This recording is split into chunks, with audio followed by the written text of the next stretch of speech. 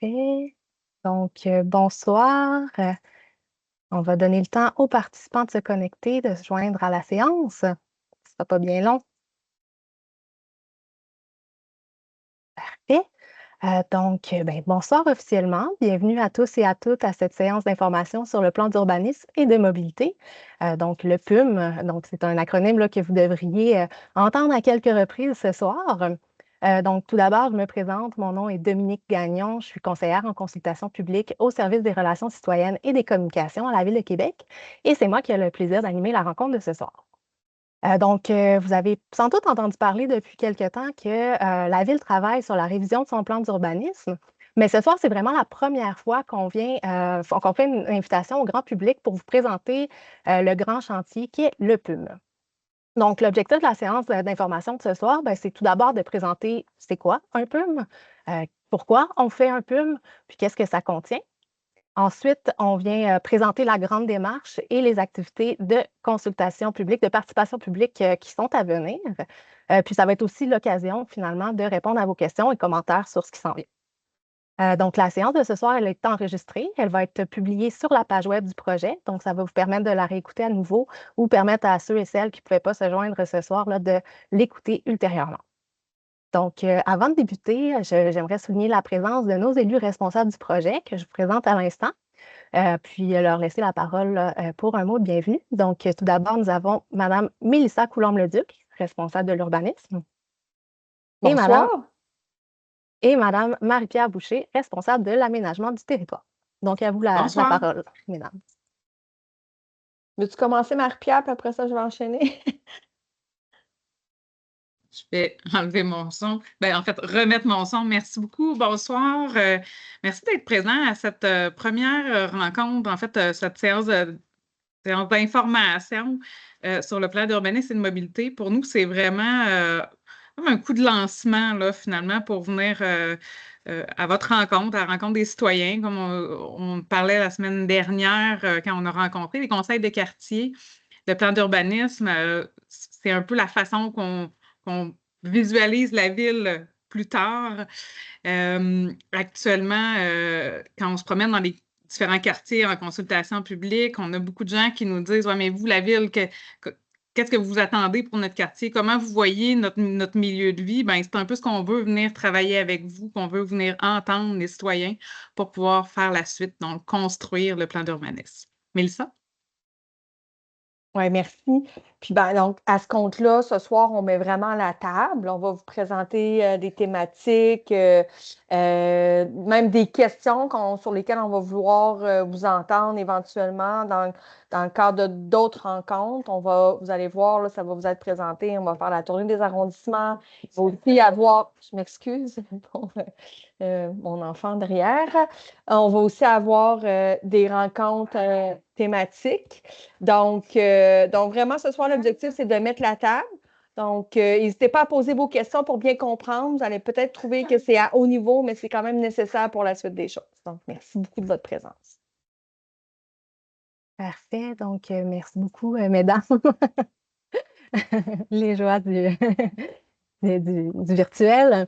Je tiens à vous présenter également les autres personnes qui m'accompagnent. Donc, en soutien à l'animation ce soir, nous avons Mme Marie Lagier, chef d'équipe aux consultations publiques, également accompagnée de Mme Audrey Perrault, conseillère en communication.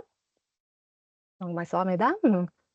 Et pour vous présenter, bonsoir. Et pour vous présenter le contenu de ce soir, nous avons M. Guillaume Neveu qui semble avoir des petits problèmes techniques pour le moment, donc il va se joindre sous peu. Donc, M. Neveu, là, qui est directeur de projet pour le plan d'urbanisme et de mobilité, et accompagné également de M. Jérôme Gagnon-Dupont, conseiller en urbanisme au service de la planification, de l'aménagement et de l'environnement. Bonsoir, Jérôme. Donc, ce soir, le déroulement, tout simple. Donc, on va commencer avec la présentation. Puis ensuite, il va y avoir une période de questions-commentaires. Donc, on vous suggère finalement d'attendre la fin de la présentation avant d'utiliser l'outil Q&A, qui est l'outil utilisé pour poser vos questions. Donc, on vous invite à écouter attentivement la présentation. Donc, il y a probablement des réponses à vos questions là, qui pourraient se trouver dans la présentation. Donc, sans plus attendre, je céderai la parole à mes collègues. Je vois que M. Neveu n'est pas de retour encore, mais Jérôme, je ne sais pas si c'est possible pour toi de débuter. Ah, je vois M. Oui. Neveu qui se joint, donc juste à temps. Bonjour. Désolé. C'est Juste à temps pour le début de la présentation. le coup du médecin, juste au moment où c'est le temps de présenter. Alors, vous me permettez, je partage mon écran. Je mets en mode un écran. Alors, bonsoir tout le monde. Mon nom est Guillaume Neveu. Je suis urbaniste et directeur de projet pour le plan d'urbanisme et de mobilité. Ça me fait plaisir de vous rencontrer ce soir, de vous présenter la démarche du PUM, comme on appelle communément tout le monde. Je pense que Dominique vous a dit que vous allez entendre cet acronyme-là à plusieurs reprises ce soir. Alors, on va tout de suite débuter, dans le fond, en vous expliquant un petit peu qu'est-ce qu'un plan d'urbanisme et de mobilité. Je le mets entre parenthèses ici parce que ce qui est prescrit par la loi sur l'aménagement et l'urbanisme pour toutes les municipalités locales au Québec, c'est d'adopter un plan d'urbanisme, mais de plus en plus aujourd'hui, les grandes villes décident d'arrimer beaucoup l'urbanisme à la mobilité, à la planification des transports. Notamment, par exemple, Montréal a récemment adopté un projet de plan d'urbanisme et de mobilité et la ville de Saint-Jérôme, par exemple, a fait la même chose aussi. Donc, pour les municipalités, le plan d'urbanisme et de mobilité, c'est le document officiel de planification qui prend la forme d'un règlement en bout de ligne et c'est un document qui sert à anticiper le développement de la ville, à guider la prise de décision des élus quant à l'aménagement du territoire et à la mobilité. C'est un plan qui nous permet de prévoir, planifier et transformer la ville quartier par quartier pour les 25 prochaines années, donc d'ici 2050. C'est aussi un document qui nous permet de répondre à des questions importantes. À quoi on veut que la ville ressemble dans le futur? Donc, c'est un exercice de prospective dans le futur. Comment souhaitons-nous qu'elle soit organisée, construite, aménagée? Que souhaitons-nous conserver, mettre en valeur ou transformer? Comment voulons-nous nous déplacer dans cette ville-là?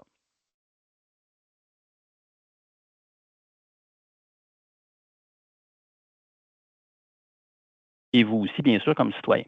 Alors, dans les grandes lignes, le plan d'urbanisme et de mobilité qu'on va avoir dans les prochaines années, dont on va se doter, essentiellement, c'est un document qu'on espère être à la fois papier, bien sûr, mais aussi numérique et évolutif, très dynamique, on l'espère, qui va être composé de 4 grands principes directeurs dont je vais vous parler tout à l'heure. Une vision d'aménagement qui est à venir parce qu'on n'est pas rendu là dans le processus, des grandes orientations pour traduire cette vision-là, une stratégie d'organisation spatiale et on travaille en fonction de 7 grandes thématiques que je vais vous présenter et associées à chacune de ces thématiques-là, on va venir attacher des enjeux, des objectifs pour traduire ce qu'on veut faire en lien avec chacune de ces thématiques-là.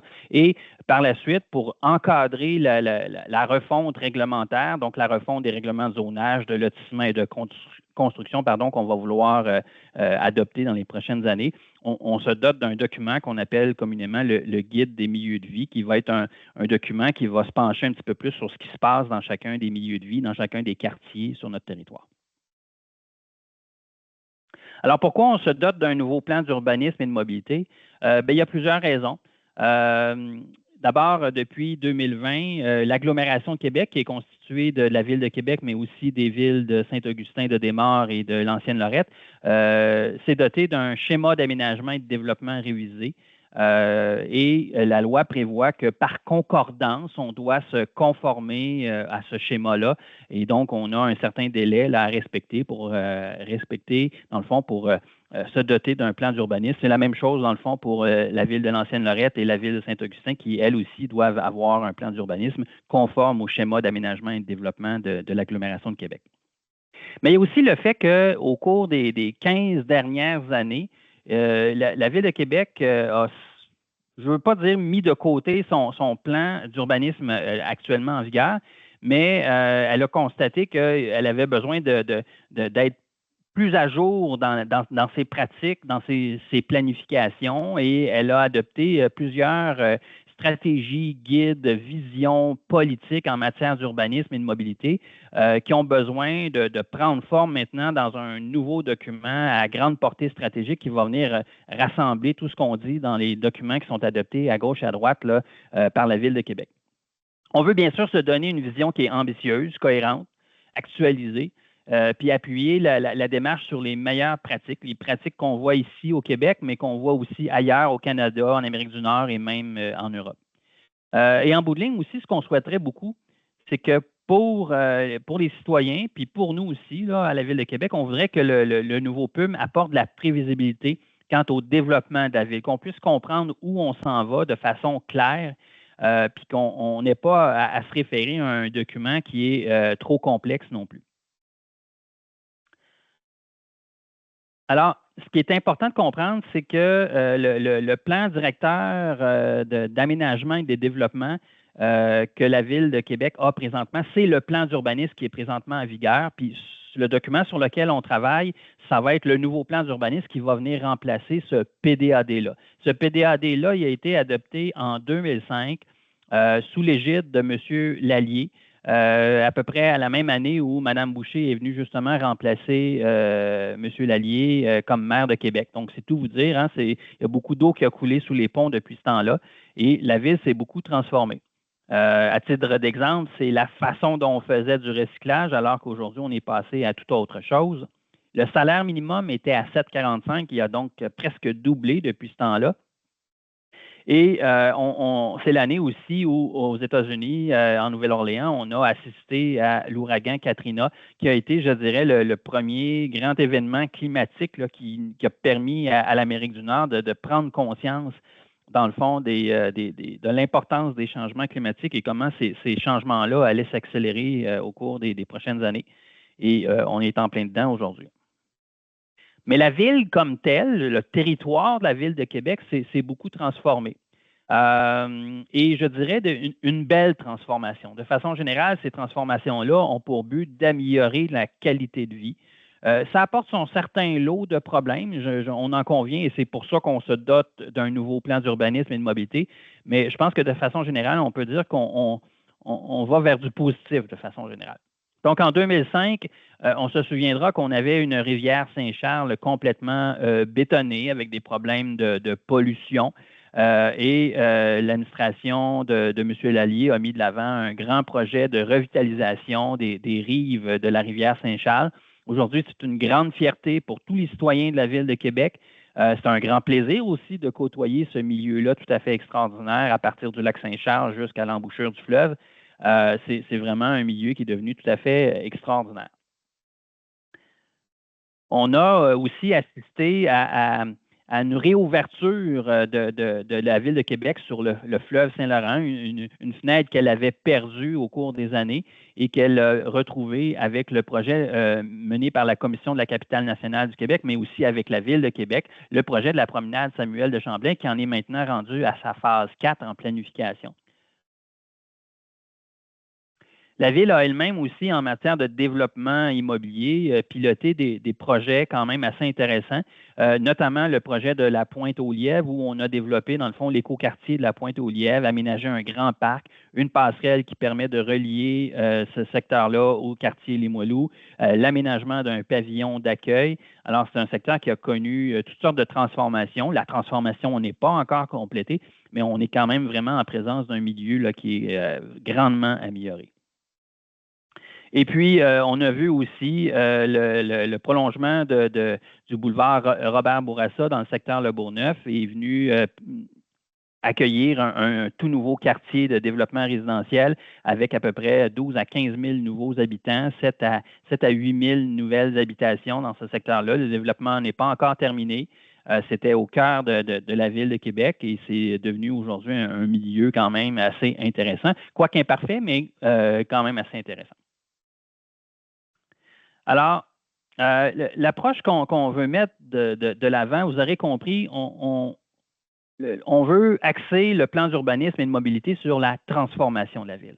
La ville, c'est un organisme vivant qui est constamment en transformation. On vient de le voir depuis 2005, cette transformation-là, elle est significative et elle va se poursuivre. elle va se poursuivre avec des défis qui sont importants, mais qu'il faut affronter de manière positive, avec optimisme, pour continuer d'avoir une qualité de vie extraordinaire comme la ville nous le permet présentement. Donc, la vision du plan d'urbanisme et de mobilité, c'est un horizon de 25 ans. On veut transformer la ville d'ici 2050. Le plan d'urbanisme et de mobilité, c'est une démarche qu'on veut mobilisatrice pour imaginer la ville de demain et ainsi assurer une transformation ambitieuse qui considère les enjeux actuels, mais aussi anticipés, afin de faire de Québec une ville plus équitable, plus innovante, plus rassembleuse et plus saine. Vous aurez compris ici que ce sont nos 4 grands principes directeurs qui guident notre démarche qu'on vous présente aujourd'hui. Donc, dans les prochaines diapositives, vous excuserez un petit peu mon ton un peu monocorde, mais je suis en mode lecture de ces grands principes directeurs-là. Alors, quand on dit qu'on veut un plan d'urbanisme et de mobilité plus équitable pour faire de Québec une ville plus équitable, on veut que tous les citoyens de la ville de Québec puissent vivre et grandir dans leur milieu, car nous favoriserons l'aménagement de quartiers complets. La mise en place d'environnements accessibles, sécuritaires, inclusifs et durables permettra l'épanouissement de tous les individus qui composent la ville.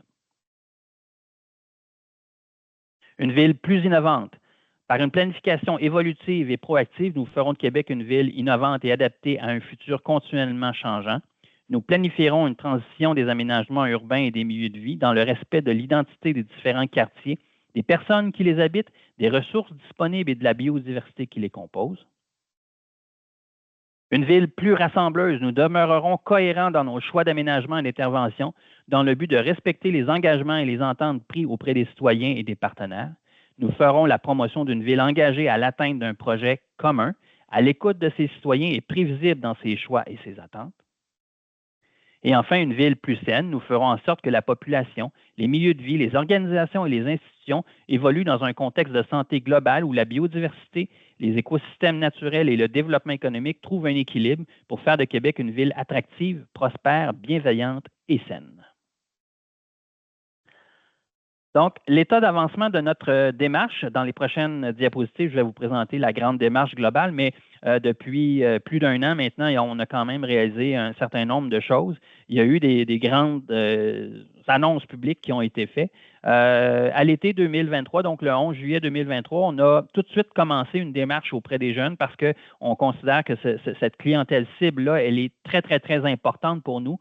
On construit la ville pour les prochaines 25 années en fonction de tout le monde, mais en fonction d'eux autres en particulier. Hein. C'est eux qui vont l'habiter, cette ville-là, autant que nous, mais c'est eux qui vont l'habiter à part entière. Le 15 avril 2024, on a fait le lancement officiel de la grande démarche du PUM que je vais vous présenter dans la prochaine diapositive. Et le 18 septembre dernier, on a fait le lancement des activités citoyennes de l'automne qu'on va vous présenter aussi un peu plus tard dans la présentation. Donc, la démarche globale de participation publique, c'est une démarche qui s'étale sur 3 ans. De 2024 jusqu'à la fin de l'année 2026 et peut-être même un petit peu plus, tout dépendant de certains échéanciers législatifs qu'on doit respecter. La Ville de Québec entend piloter un certain nombre d'activités en amont, dont certaines sont déjà commencées. Je vais en parler tantôt, mais il y a une boîte à idées il y a 3 boîtes à idées qui sont en circulation dans certains édifices municipaux dans des arrondissements variés. On veut faire une grande enquête PUM. En fait, l'enquête a été réalisée au cours des dernières semaines. On est en train d'analyser ça, voir comment on peut utiliser toutes ces données-là. Mon collègue Jérôme Gagnon-Dupont va vous parler un petit peu des activités thématiques qu'on veut réaliser, mais dans le fond, ce qu'on veut faire, c'est des activités en lien avec nos 7 thématiques pour essayer de bien cerner les enjeux auxquels on fait face en fonction de ces 7 thématiques-là et se donner des objectifs pour la suite.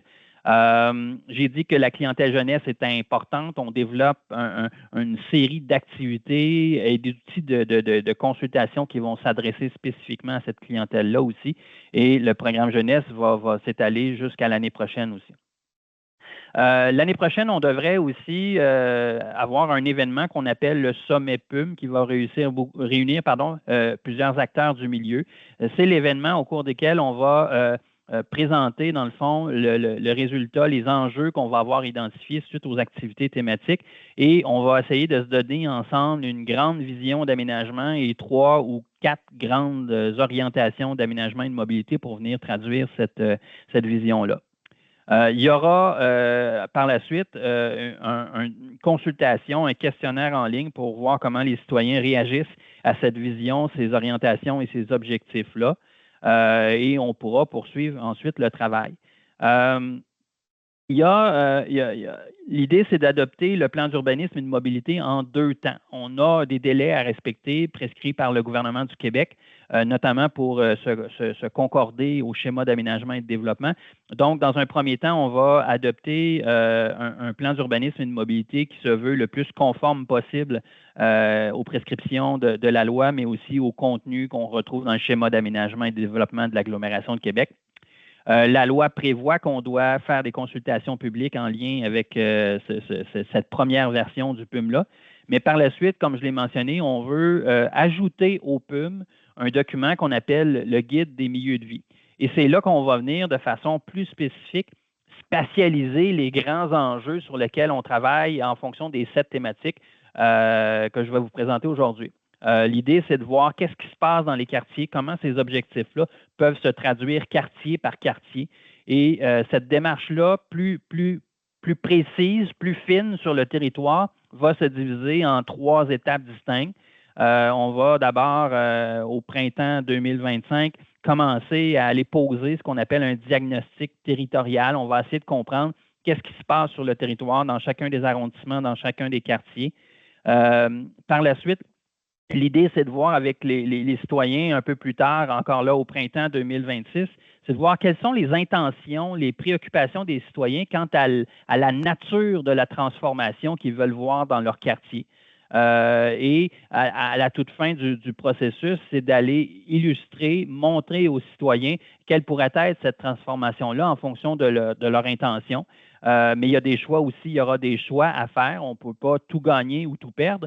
L'objectif, comme je l'ai mentionné, c'est toujours de faire des gains au niveau de la qualité de vie, mais on placera donc le citoyen dans une situation d'analyse, de choix pour que ce soit bien compris où on s'en va, puis pas juste compris aussi, je dirais partagé pour que les gens aient une adhésion à ce futur document-là. Et en bout de ligne, on viendra, dans le fond, adopter le guide des milieux de vie, qui sera un document, dans le fond, s'ajoutant au plan d'urbanisme et de mobilité déjà adopté.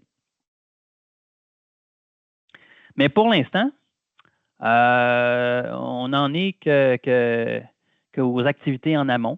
On est vraiment là aujourd'hui, c'est ça qu'on commence et on est assez content de vous présenter cette démarche-là et on espère beaucoup vous voir en grand nombre quand les activités vont véritablement commencer. Alors, il y a quand même un certain nombre de choses, comme je le mentionnais, qui sont en cours. On a été présent les 2 dernières années à la Fête de Québec, le 3 juillet. On a été présent aux 2 derniers salons Expo et Habitat. On a participé à la Journée internationale des personnes handicapées et on commence ces jours-ci une consultation publique avec les aînés au sommet des aînés qui va avoir lieu dans chacun des 6 arrondissements. Comme je l'ai mentionné, la boîte à idées est en circulation dans les arrondissements. Il y a aussi une boîte virtuelle, la même boîte à idées qui existe sur le site web de la Ville de Québec. Et jusqu'à maintenant, ça nous a permis de recueillir 700 idées de la part des citoyens. C'est franchement très stimulant, très intéressant. Et voilà, puis on travaille aussi une grande enquête PUM, essayer de bien comprendre où se situent les citoyens par rapport aux grands enjeux auxquels on fait face, en lien notamment avec les 7 thématiques. Alors, je laisserai la présentation à mon collègue Jérôme Gagnon-Dupont qui va justement venir vous présenter les 7 thématiques. Merci Guillaume. Donc, bonsoir tout le monde. Effectivement, Jérôme Gagnon-Dupont. Pour ceux qui l'auraient manqué, je suis conseiller en urbanisme là, au service de la planification, de l'aménagement et de l'environnement de la Ville de Québec. Donc, on va explorer les thématiques du PUM. Guillaume l'a expliqué d'entrée de jeu, le contenu d'un plan d'urbanisme, c'est très varié, ça couvre beaucoup de choses. À la Ville de Québec, on a fait le choix de regrouper ce contenu-là en 7 grandes thématiques. Donc, il y a la thématique population, milieu de vie, urbanisme, économie, mobilité, sécurité et environnement. Dans les prochaines diapositives, on va explorer de manière un peu plus détaillée les sujets qui seront couverts là, par chacune de ces thématiques-là. On va pouvoir aussi regarder certaines réalisations qui sont liées là, au contenu qu'on va explorer dans ces différentes thématiques-là. Petite mise en garde avant de débuter la présentation des 7 thématiques. On va vous présenter les questions qui seront utilisées lors des ateliers thématiques des prochaines semaines. Ces questions-là se veulent vraiment être des déclencheurs de discussion en vue de ces ateliers-là qui seront réalisés ultérieurement. On vous les présente ce soir, mais il ne sera pas question de débattre de ces questions-là ce soir. On garde ça vraiment pour les ateliers. Donc, sans plus attendre, la thématique environnement. Donc, le thème environnement, c'est entre autres, qu'est-ce qu'on va parler dans ce thème-là? Bien, on va parler d'abord des bienfaits de la nature, les services rendus qu'elle apporte. On va aussi parler de l'eau, mais pour sa qualité et non pas de sa gestion. On vient vraiment parler permettez-moi l'expression, de la propreté de l'eau.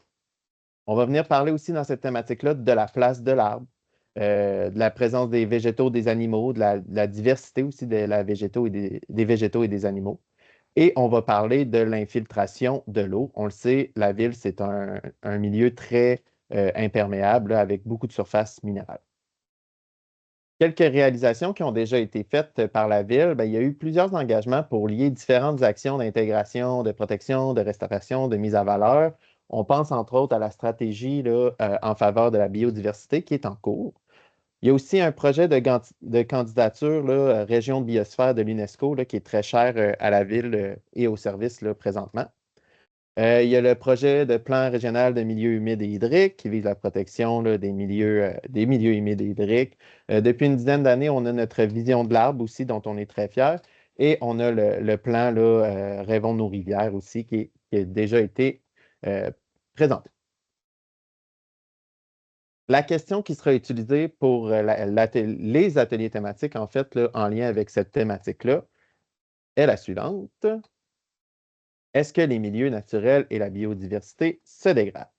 Donc, lors des différents ateliers là, qui auront lieu dans les prochaines semaines, puis on lui reviendra plus tard, vous aurez à répondre à cette question-là là, à travers un apron en 4 étapes. Ça vous sera présenté en temps et lieu.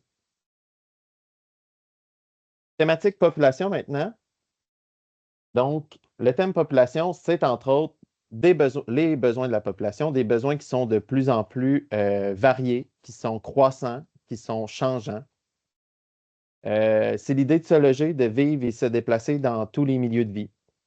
Il est question aussi de mixité sociale et culturelle. Il est question de participation citoyenne. Il est question de sentiment d'appartenance au quartier, aux différents milieux de vie. La ville, récemment, dans les dernières années, a adopté des stratégies et des engagements pour favoriser la cohésion sociale et le vivre ensemble, notamment avec la campagne Diversité, Équité et Inclusion. On a aussi le plan d'action solidaire 2021-2025. Il y a eu la vision en matière d'itinérance qui a été adoptée tout récemment là, en 2024. On a le plan d'action en matière d'accessibilité universelle également et la vision du développement social. Dans les ateliers, la question qui sera à répondre pour cette thématique-là est la suivante. Est-ce que les iniquités sur le territoire sont importantes? La thématique milieu de vie maintenant. Le thème milieu de vie, c'est entre autres la question de logement. Donc, dans ce thème-là, on vient parler de l'habitation. Donc, l'accès au logement, mais l'accès aussi aux logements sociaux et abordables, l'accès aux logements adaptés, le type d'habitation qu'on va retrouver dans les différents milieux de vie. Mais au-delà de l'habitation, on parle aussi là, des milieux de vie, c'est le nom de la thématique. Donc, on va venir vraiment parler de proximité des biens et services. On va venir parler d'équipements, qu'ils soient culturels, de loisirs, de plein air. Donc, l'accès à ces différents équipements-là. Récemment, la Ville de Québec était très fière d'avoir adopté la vision d'habitation, puis en plus, elle a mis en œuvre là, son plan accéléré là, pour faire face à la crise du logement. Dans ce plan de mise en œuvre accéléré là, de la vision d'habitation, la Ville s'était entre autres donné là, comme objectif là, de construire 80 000 nouveaux logements d'ici 2040. C'est un objectif qui est ambitieux, je vous l'accorde, mais on vous rappelle qu'il y a près de 70 000 unités qui ont été réalisées à Québec depuis 2005, soit depuis l'adoption du dernier plan d'urbanisme qu'on appelait le PDAD. Autrement, la Ville propose aussi différents milieux de vie complets à travers ses visions d'aménagement, ses planifications sectorielles, comme on peut voir dans l'image suivante pour le secteur de la Première Avenue. Et il y a différents plans d'action, notamment le plan d'action en agriculture urbaine pour avoir des milieux de vie plus complets. La question qui sera utilisée lors des ateliers thématiques est la suivante. Est-ce que l'accès à un logement adéquat est facile? Thématique sécurité maintenant. Donc, le thème sécurité, c'est entre autres, on va venir parler ici de qualité de l'air, de poussière, de bruit, donc tout ce qui peut être associé aux contraintes liées aux activités humaines. On va aussi parler de fortes pluies, de chaleur extrême, de vent violent, donc, pour ne pas les nommer, les impacts liés au changement climatique. Ici aussi, on va venir traiter de l'eau, mais non plus dans sa qualité, mais dans sa gestion, dans son approvisionnement. Donc, une autre façon de parler de l'eau. Et c'est dans cette thématique-là qu'on va venir parler de la sécurité, du sentiment de sécurité, de la sécurité aussi des espaces publics de la ville. La Ville a fait plusieurs aménagements résilients qu'on appelle, comme on peut le voir avec le bassin de rétention de l'Astrolabe à la gauche de la diapositive, pour faire face justement à des aléas climatiques. On a aussi un plan de sécurité civile, un plan de transition et d'action climatique, un schéma de couverture de risque en incendie, donc beaucoup de choses pour se préparer et faire de la prévention. La question qui sera utilisée lors de l'atelier thématique pour ce thème-là, c'est « Est-ce que la ville est sécuritaire? » Thématique économie maintenant. Le thème économie, c'est entre autres, on va parler des rues commerciales, donc toute la question des services de proximité. C'est aussi dans ce thème-là qu'on va parler du dynamisme du centre-ville et des principaux pôles d'activité. Économie, c'est dans ce thème-là qu'on va parler d'emploi, donc création d'emplois, attractivité, ce genre de choses. C'est aussi l'activité touristique. On le sait, à Québec, on vit le tourisme à l'année longue, donc on doit le considérer. Et évidemment, économie, c'est aussi là-dedans qu'on va parler de la gestion financière municipale. Voilà. La Ville s'est dotée quand même de plusieurs visions pour stimuler l'activité économique et la vitalité économique, notamment la vision d'entrepreneuriale. Il y a aussi une vision pour développer et optimiser les espaces industriels qui a été adopté en 2022. Il y a un plan commerce qui a été lui aussi adopté en 2022. On a une politique d'investissement. Donc, plusieurs mesures pour stimuler la vitalité économique. En plus de ça, on vient faire des aménagements sur des rues commerciales, des aménagements qui visent à promouvoir l'expérience client et favoriser, bien sûr, les activités commerciales. On en a un exemple ici avec la réalisation le réaménagement, en fait, de l'avenue Maguire en 2021-2022. La question qui sera utilisée pour l'atelier thématique, pour cette thématique-là, c'est sur le territoire de la ville, est-ce que les conditions sont favorables à un développement économique durable?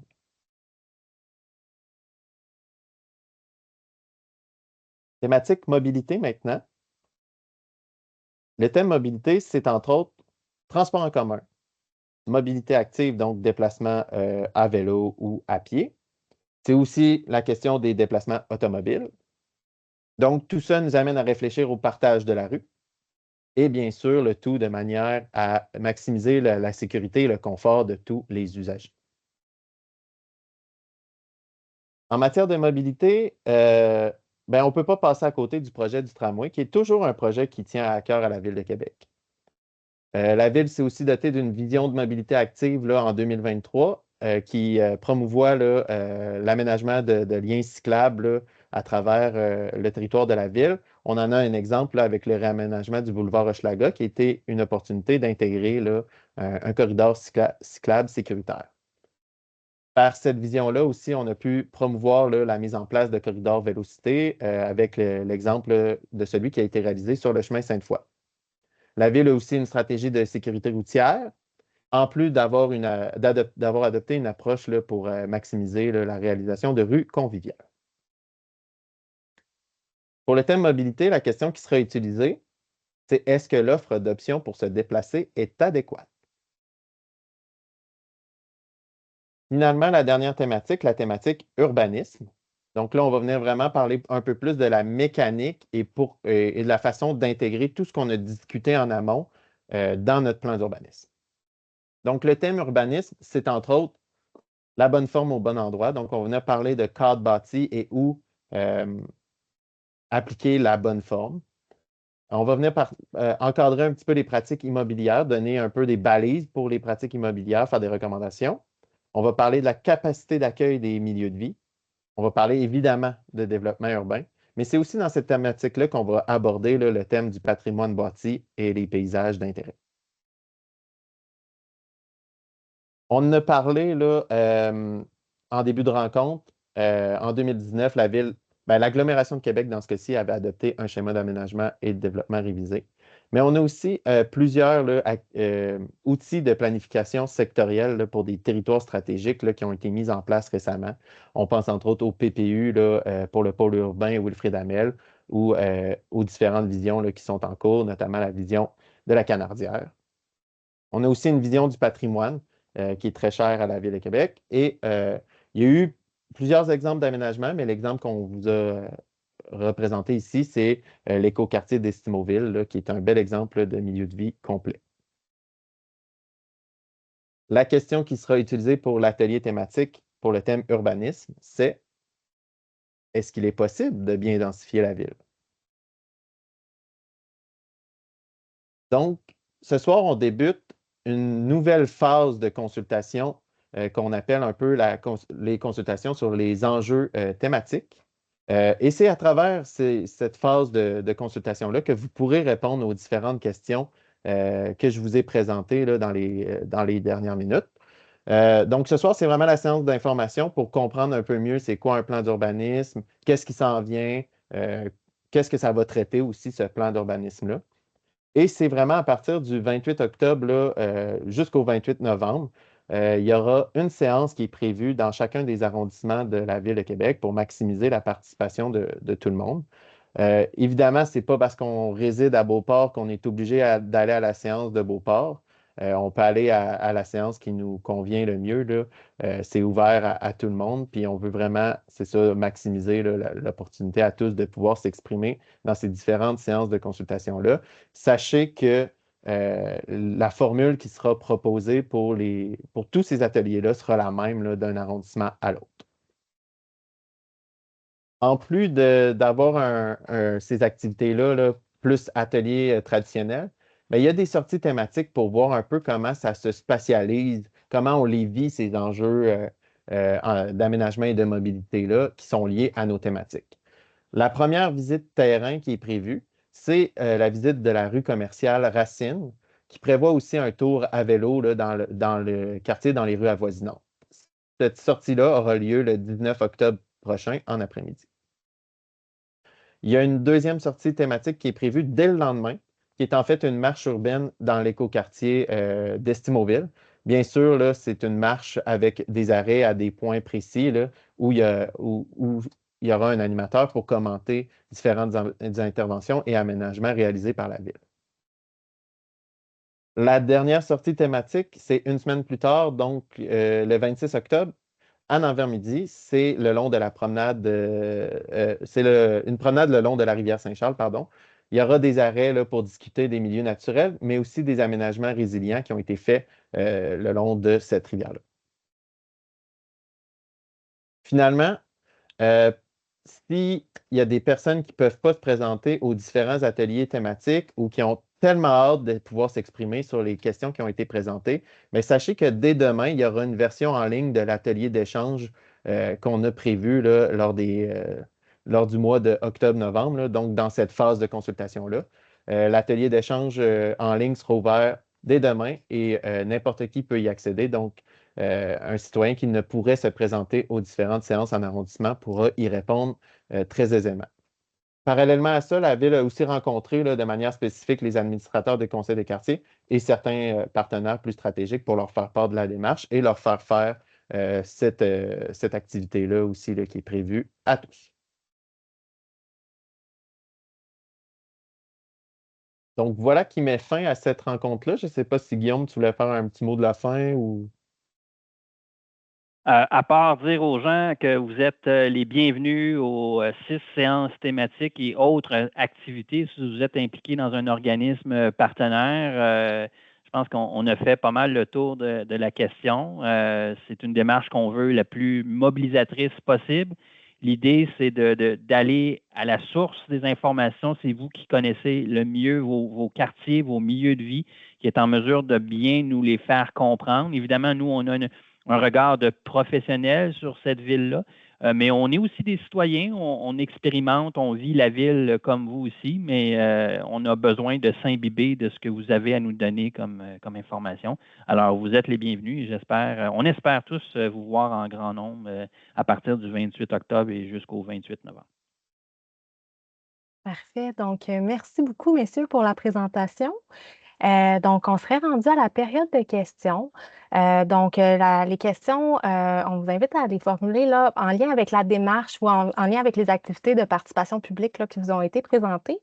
Vous pouvez utiliser l'outil questions et réponses. Donc, c'est un petit outil là, Q&R qui apparaît là, dans la plateforme Teams.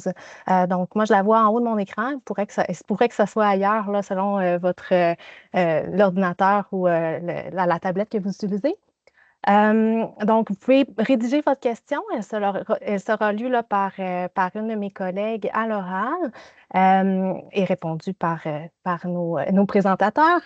Si vous n'êtes pas à l'aise d'utiliser l'outil Q&R, vous pouvez toujours lever la main, là, puis on vous donnera l'occasion de poser votre question de vive voix. Donc voilà, je pense qu'on peut se lancer. Je vois déjà une question. Marie, je te laisserai la parole pour la première question. Oui, alors on avait une question de Claudia Paré qui nous demande, est-ce que le guide des milieux de vie fera partie intégrante du règlement de zonage? Alors, je vais répondre à cette question. La réponse est non. Le guide des milieux de vie va faire partie intégrante du plan d'urbanisme et de mobilité, lequel vient, dans le fond, encadrer les règlements de zonage, règlements de lotissement et règlements de construction. Parfait. Merci beaucoup. Est-ce qu'on a d'autres questions?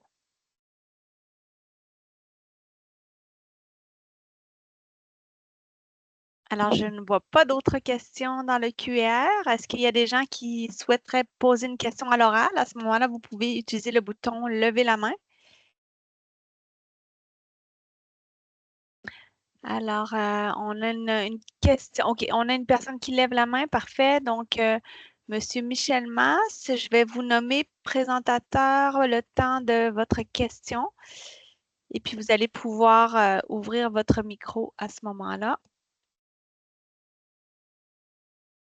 Bonsoir, merci pour la présentation. Merci aussi aux deux conseillères qui sont là ce soir, qui nous présentent ce plan-là qui est en élaboration.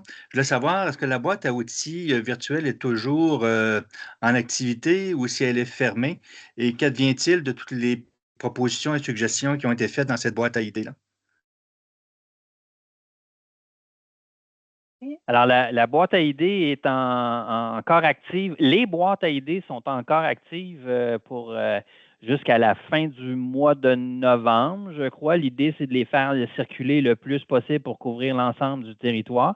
Et pour répondre à votre autre question, M. Masse, on y réfère régulièrement. On a présenté, entre autres, les 7 grandes thématiques.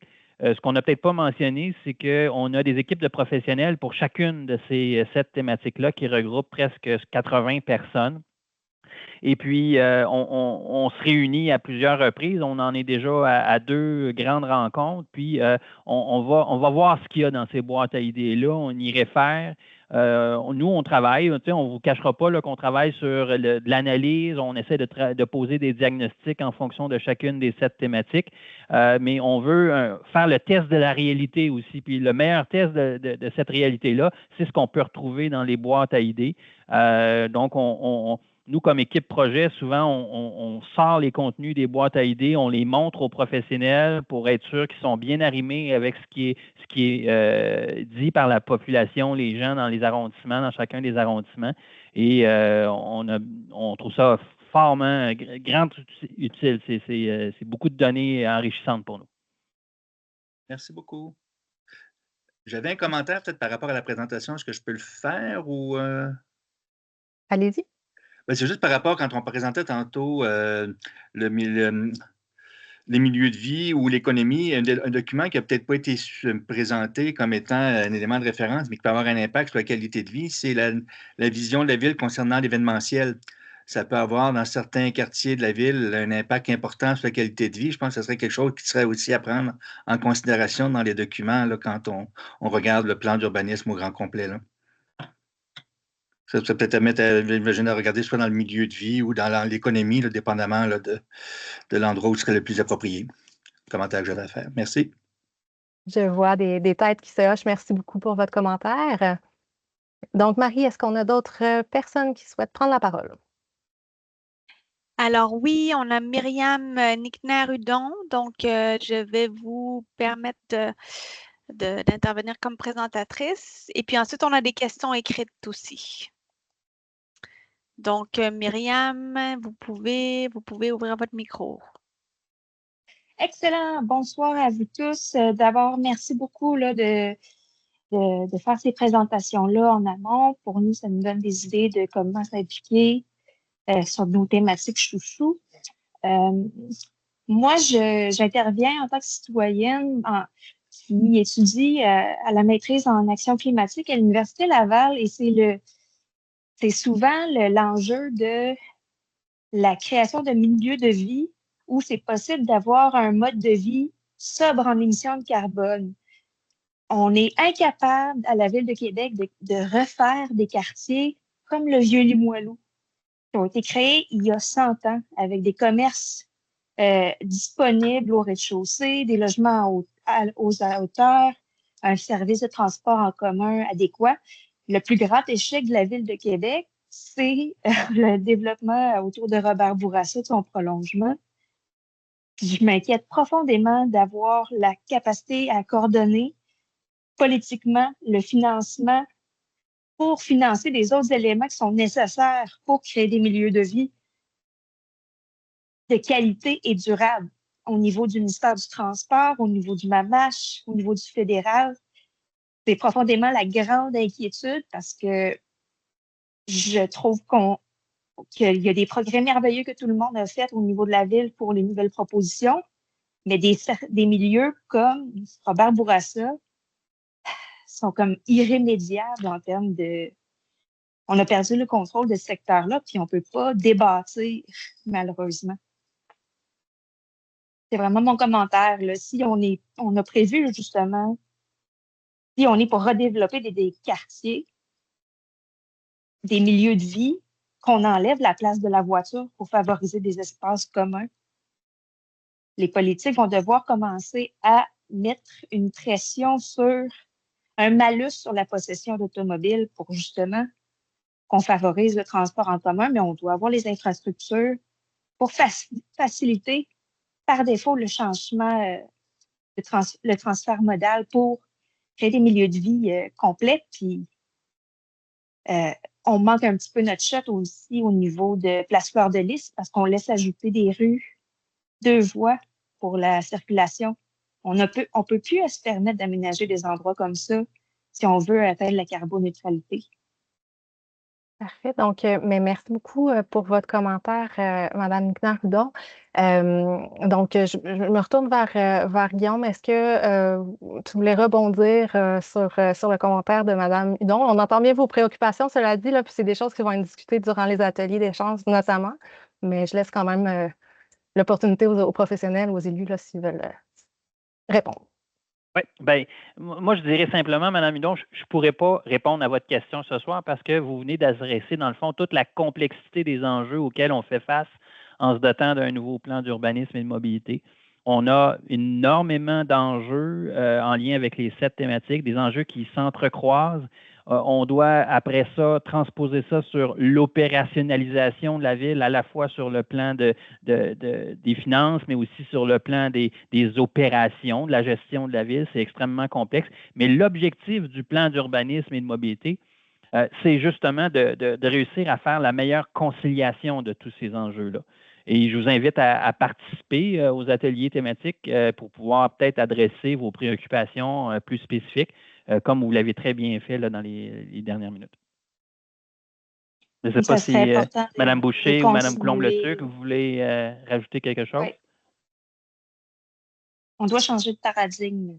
Je pense que vous avez bien ramené le général de vers quoi il faut qu'on discute finalement avec les citoyens, là. Donc, on se retrouve avec différentes situations, un vécu, un bâti actuel sur lequel il faut pouvoir continuer à construire, mais aussi d'imaginer la suite, là. Donc, on a nos quartiers qui sont déjà bien en place, on a des milieux de vie qui sont déjà bien en place. Maintenant, comme on entrevoit la suite, c'est sur ça, là, on ne peut pas revenir en arrière, hein. Donc, c'est sur ça qu'il faut bâtir, en considérant aussi tous ces impondérables de financement, de l'actuel aussi. Donc, il y a des situations actuelles avec lesquelles on va devoir continuer à vivre.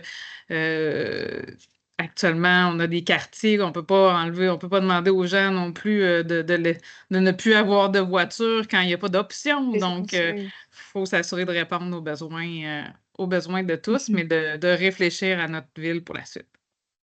Absolument. Il faut se sortir le bras du tordeur avec les aménagements qu'on a. Le pont d'étagement qui est annoncé par le MTQ, c'est d'une stupidité fantastique parce que c'était prédit par le BAP il y a 20 ans, puis on continue de rester dans la même vision.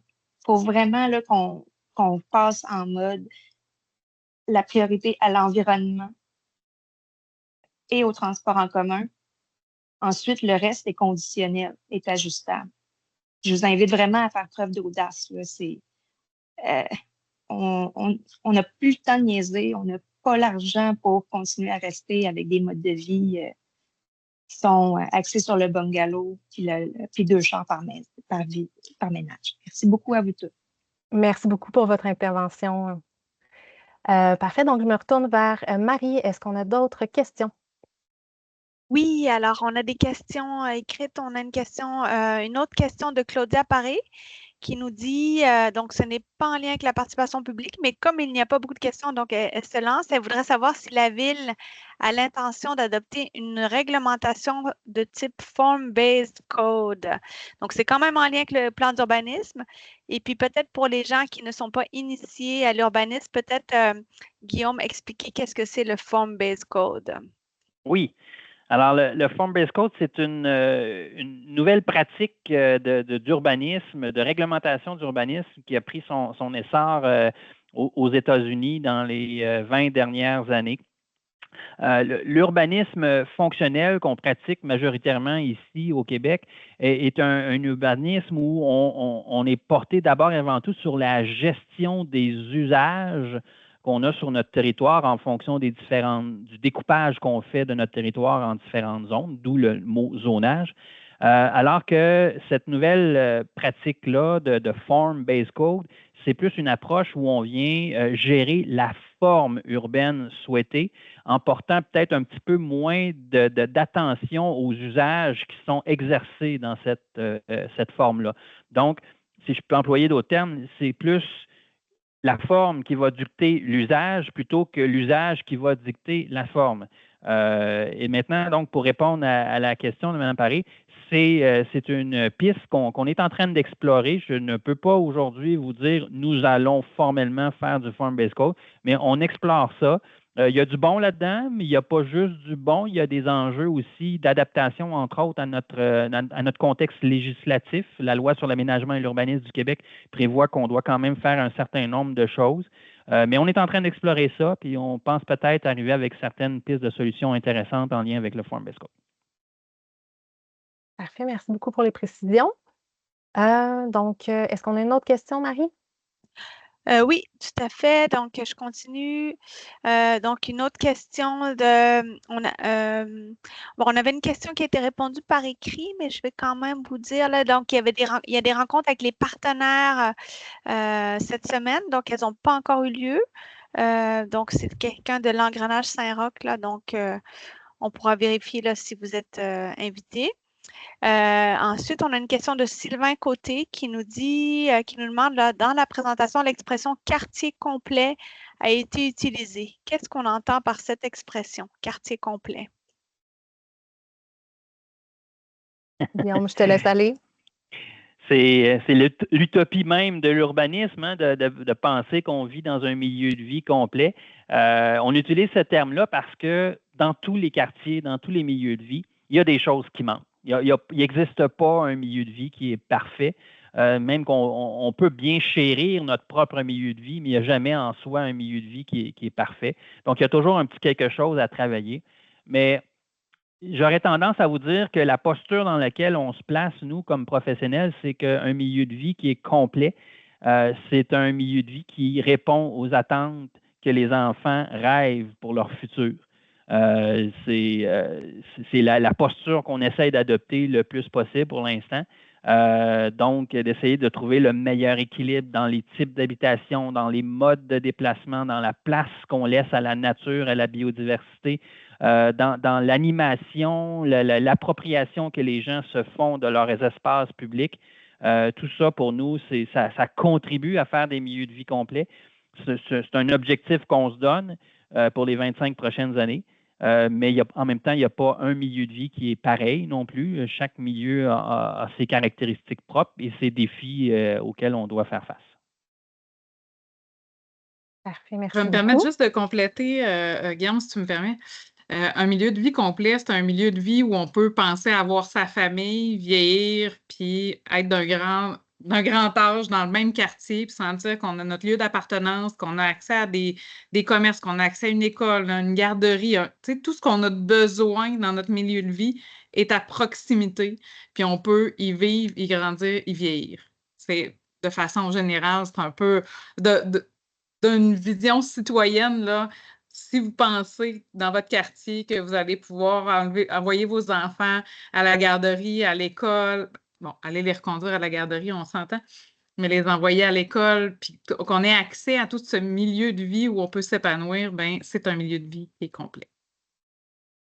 Parfait, merci beaucoup pour ce résumé. Marie, est-ce qu'on a d'autres questions? Oui, on a une question de Alexandra Maud-Grenier qui nous dit donc peut-être que j'ai mal compris le concept de questions thématiques, mais les questions me semblent peu subjectives. Les statistiques peuvent répondre à ces questions, non? Merci beaucoup pour la démarche et la présentation.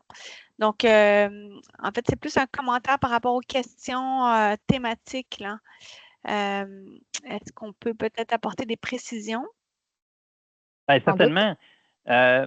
L'idée, c'est qu'on a formulé ces questions-là de manière très simple parce que les enjeux en urbanisme, en mobilité, ils sont complexes. OK? Et ce n'est pas tous les citoyens qui ont la même compréhension de ces enjeux-là.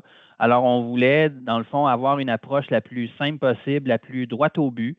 Les questions ont l'air un peu directes, mais comme Jérôme l'a mentionné, ce sont des questions qui servent de déclencheur à la discussion. Donc, on va le voir dans les ateliers thématiques qui vont commencer à la fin du mois d'octobre et qui vont avoir lieu dans chacun des 6 arrondissements.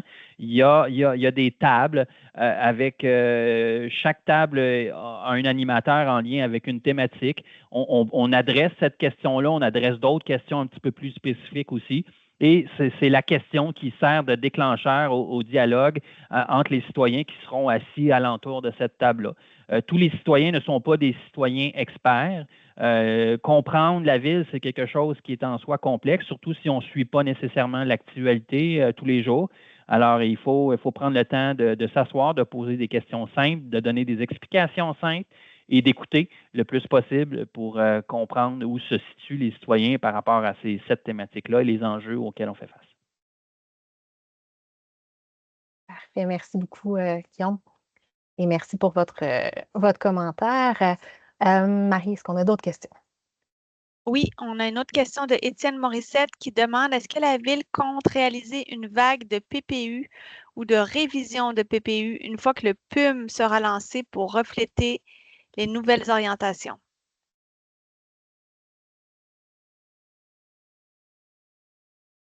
Guillaume? Alors, je peux risquer une réponse. Je ne peux pas parler au nom de la Ville de Québec. Il y a un certain nombre de PPU qui sont en vigueur et qui sont depuis plusieurs années. Il y en a d'autres qui sont en cours de réalisation, en cours de mise à jour. Il y a toutes sortes de PPU. L'idée, c'est qu'on n'arrête pas de manger de la gomme en marchant, là. Le PUM doit se réaliser. Les PPU qui sont adoptés ou qui sont en cours de réalisation continuent d'exister ou de suivre leur cours d'élaboration. Et puis, quand le PUM sera adopté, il y aura peut-être un exercice où on se retournera vers nos PPU actuellement en vigueur et ceux qu'on fait pour s'assurer, d'une part, qu'ils sont conformes au plan d'urbanisme et de mobilité et voir s'il n'y a pas matière à y procéder à certains ajustements. Il se peut même aussi que le conseil municipal décide qu'il y a certains PPU qui ont peut-être plus raison d'exister ou qu'il y a d'autres secteurs qui mériteraient un PPU puis qu'il faudrait s'y pencher. C'est du domaine du possible. Les PPU, ce qu'on appelle communément les PPU, ce sont des programmes particuliers d'urbanisme et dans le fond, ce sont des chapitres à part entière d'un plan d'urbanisme. Donc, éventuellement, c'est sûr que les PPU qui sont existants ou qui seront en vigueur au moment où on va adopter le PUM vont être intégrés dans le plan d'urbanisme et de mobilité, mais devront peut-être à leur tour faire l'objet de certaines mises à jour. Parfait. Merci beaucoup. Je vois d'autres questions, Marie. Je te laisse aller. Alors, je ne vois pas d'autres questions de mon côté. Non? Non. Ah, parfait. On a répondu, en tout cas par écrit. Est-ce que s'il y a d'autres gens qui ont des mains levées, à ce moment-là, dites-le nous, puis on pourra vous permettre de prendre la parole.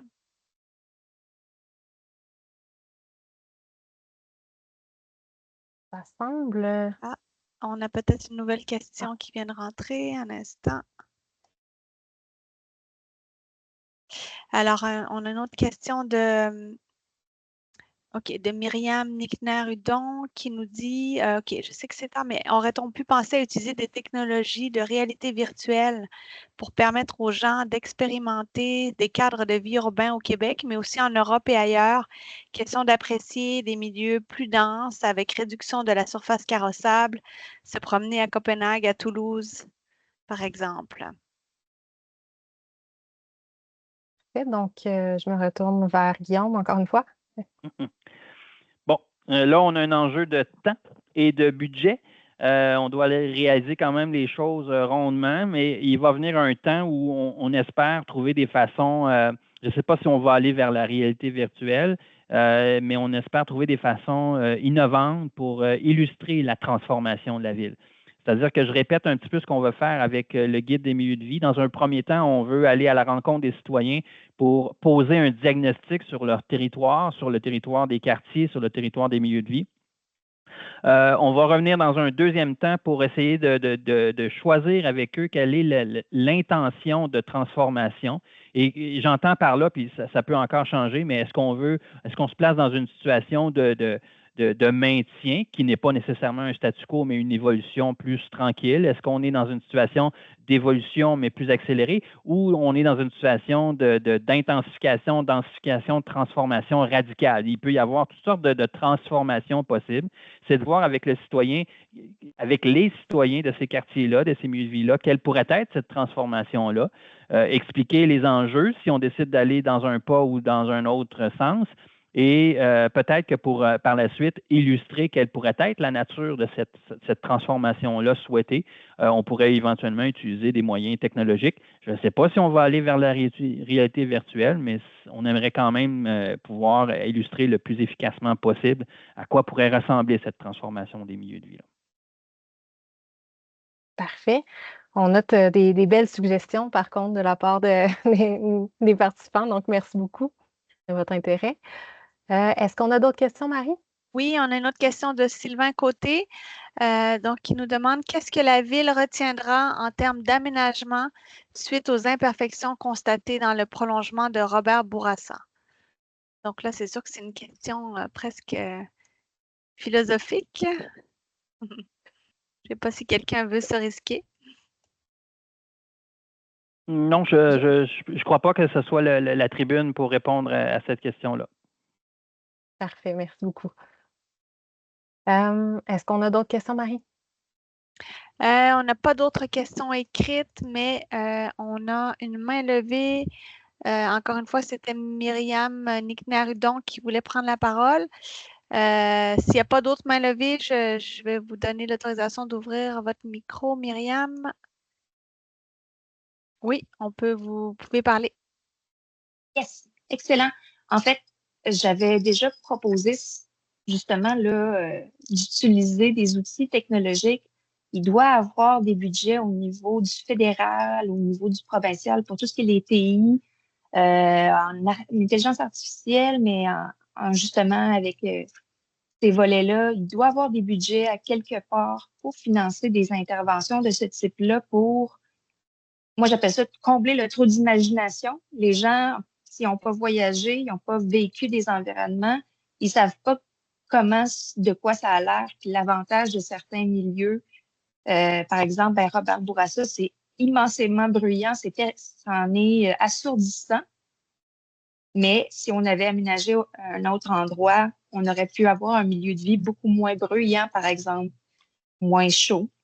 Donc, vraiment, faites des recherches, il doit avoir de l'expertise pour aller offrir cette opportunité-là aux gens de vivre l'expérience d'un milieu de vie différent. Je sais que c'est tardif, mais vraiment, c'est souvent l'outil qui nous manque durant les activités de conception ou de consultation citoyenne pour justement améliorer la compréhension, mais puis aussi peut-être un peu limiter la polarisation là, lorsque les gens comprennent un peu les tenants et aboutissants. Voilà. Parfait. Donc, encore une fois, je vous remercie de vos suggestions. Là, comme l'a mentionné Guillaume un petit peu plus tôt, là, on parlait d'outils innovants. Je pense que ça va être considéré là, à certains égards. Je ne sais pas si Guillaume, tu voulais rajouter quelque chose au commentaire de Mme Nickner. Ben, Mme Nickner a mentionné compréhension, créativité. Elle met le doigt sur des enjeux auxquels on fait face. Illustrer la transformation de la ville. Sensibilité. Oui, la sensibilité, c'est des choses des défis auxquels on fait face. On est très à l'écoute et à la recherche d'approches. Mais là, aujourd'hui, on vous présente une démarche essentiellement, on vous présente les activités de l'automne, là. Je vous ai présenté l'entièreté de la démarche, mais on s'étale sur 3 ans. Là, on se concentre sur ce qui s'en vient beaucoup cet automne et là, on veut surtout aller à la rencontre des citoyens pour les écouter, se mettre en mode éponge. Parfait. Donc, merci beaucoup pour les précisions, pour le commentaire. Marie, est-ce qu'on a d'autres questions? Alors, non, je ne pense pas. Attendez. Non, je ne vois pas d'autres questions par écrit. Parfait. Donc, c'est ce qui met fin à notre présentation, à notre rencontre de ce soir. Tout d'abord, là, avant de vous laisser aller, je tiens à vous remercier de votre présence, de votre intérêt envers la démarche. C'est vraiment apprécié. Donc, on souhaite, comme Guillaume l'a présenté, comme Guillaume et Jérôme l'ont présenté, là, on souhaite vraiment impliquer les citoyens dans les réflexions dès le début de la démarche. Donc, n'hésitez pas à en parler à vos amis, vos collègues, votre famille. Vous avez le lien là, vers les activités de participation publique de l'automne, donc pour les inscriptions. N'hésitez pas à en parler autour de vous. On prend tout le monde. Donc, avant de vous quitter, là, je laisse la parole également aux élus pour le mot de la fin. Donc, merci à tout le monde, puis bonne fin de soirée. Je vous remercie beaucoup de votre présence. J'espère que ça se traduira par une présence lors des ateliers. Donc, Mme Coulombe-Leduc et moi se partagerons les rencontres. Donc, vous allez soit croiser Mme Coulombe-Leduc, soit moi lors des rencontres de consultation. Donc, ça nous permet d'avoir un point central, de vous entendre, de pouvoir discuter avec les équipes par la suite de ce qu'on entend. Donc, j'espère vous croiser et je vous remercie beaucoup de votre présence ce soir. Merci à l'équipe pour la présentation. Je pense que c'est un beau premier coup d'envoi. Donc, je vous souhaite une bonne soirée. Merci beaucoup. Merci, au revoir. Au revoir.